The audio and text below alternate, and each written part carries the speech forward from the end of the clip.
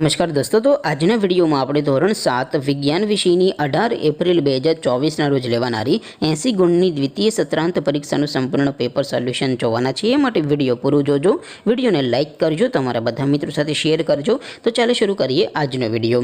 દોસ્તો, ધોરણ 7 વિજ્ઞાન વિષયની 18 એપ્રિલ 2024ના રોજ લેવાનારી દ્વિતીય સત્રાંત પરીક્ષાનું સંપૂર્ણ પેપર સોલ્યુશન પીડીએફ ફોર્મેટમાં ડાઉનલોડ કરવા માટેની લિંક આ વિડીયોના ડિસ્ક્રિપ્શનમાં આપેલી છે।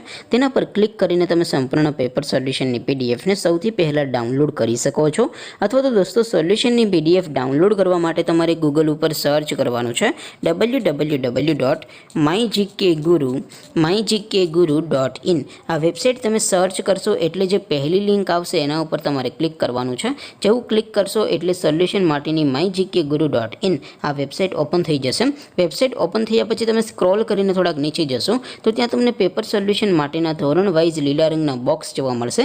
દોસ્તો, અહીંથી તમે કોઈ પણ ધોરણની બધા જ વિષયોની દ્વિતીય સત્રાંત પરીક્ષાના ક્વેશ્ચન પેપર અને તેના સંપૂર્ણ પેપર સોલ્યુશનની પીડીએફને સૌથી પહેલાં ડાઉનલોડ કરી શકો છો।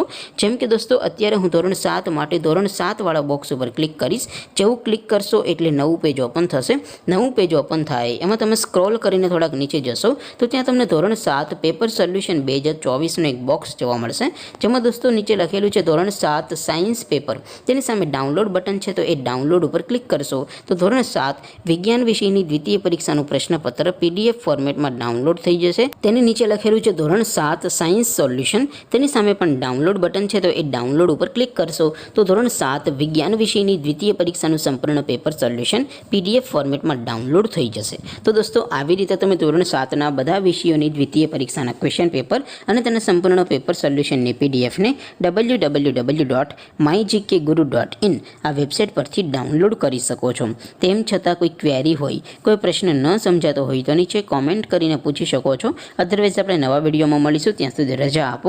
આવજો દોસ્તો, જય હિન્દ, વંદે માતરમ।